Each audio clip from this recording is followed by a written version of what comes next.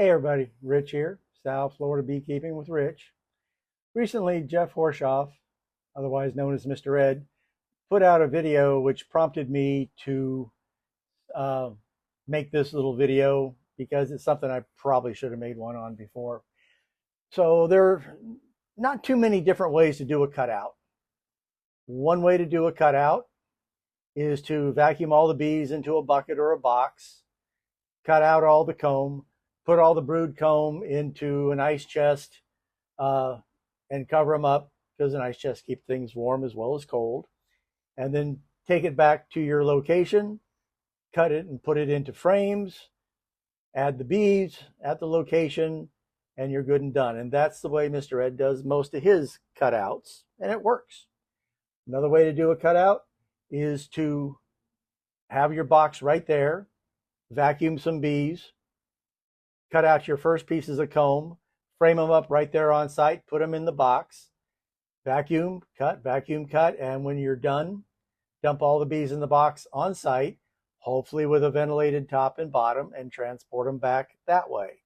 Or as we often do here at the house, because we're just doing cutouts from our bucket traps, you just cut the combs out, frame them up, put them in the box, and then as from that point, you just keep shaking bees into the box.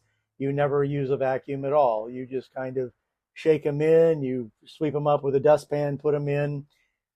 Many different ways to do a cutout. But one problem which often occurs is keeping the bees cool. Now, recently I had to do a cutout that I thought was actually a little swarm removal from the pictures. And when I got there a couple hours later, it turns out that this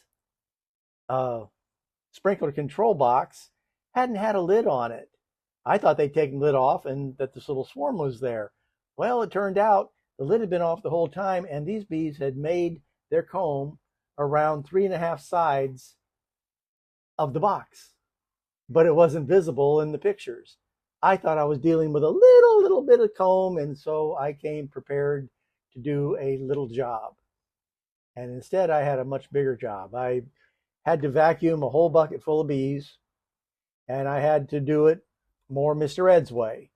I had to vacuum a whole bucket full of bees, cut out all the comb, put the good stuff into another container, cover it up, and head back to the house. Now, and you had to transport the bees. I had to transport the bees in the bucket. In the vacuum. Yeah. Which is why this could be a problem. Yeah. Now, of course, the first thing you do is you take the top off the vacuum, because this is what one of these little bee vacs looks like on the inside. You've got plenty of ventilation here, and the other end of that ventilation is where the vacuum had gone in. You have ventilation because your plug is made out of screen. And it was late in the afternoon. There was a nice cloud cover. Everything went fine. But the whole way back, I was thinking to myself, what could I have done? Because I'd run out of battery for the vacuum.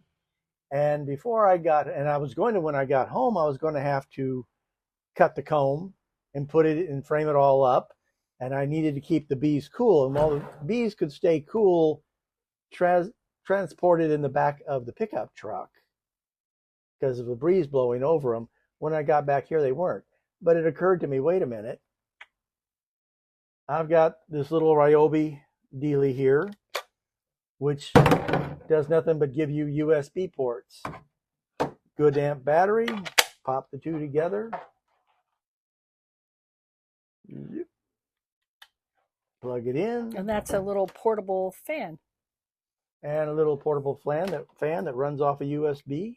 And they sell those on Amazon all day long, pretty cheap. Well, these are cheap anywhere you want to go for them. And you're not stuck with Ryobi. I mean, all the big manufacturers, all the tool companies are making a little unit like this that you can plug a USB into. Honey, you can plug a USB port into a phone pack charger. Yeah, it would work. Of course, the bigger the battery, the longer it's going to work. But that's how I kept them cool while I cut the comb, framed it all up, and put it in. Worked perfectly. You feel? Well, I can't really feel a breeze coming out, but I can feel a breeze. Does this have more than one speed? There you go. Yeah, it does have more than one speed. Good. There. Oh yeah, now I can feel a little bit of airflow down there. Okay. Every now and then you're going to find yourself in a situation where you need to keep your bees cool and you might be stuck. And this might be a way out of it for you. It worked for me when I got them back here, and I'm going to make sure that I take a fan in this little pack anytime I'm going to take the vacuum anymore. And an extra battery for the vacuum. An extra battery I don't use on the vacuum because the vacuum eats batteries pretty quick. But this little fan, I've run this, I take this camping.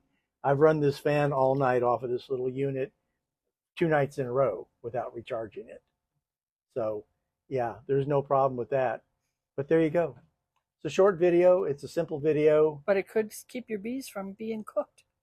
Jeff lost 20,000 bees in a bucket because there was insufficient ventilation on a long trip. And now, unfortunately, you can't always tell.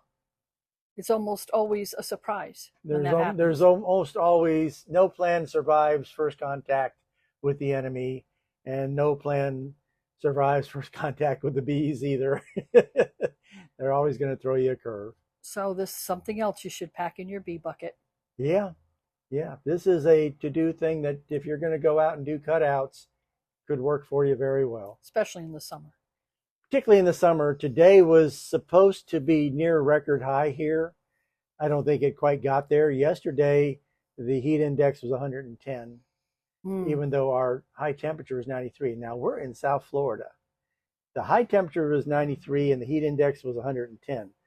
My daughter lives in Sandpoint, Idaho, 90 miles from the Canadian border, and the high temperature there yesterday was 93, but there was no heat index because the air is so dry that 93 is what it felt like.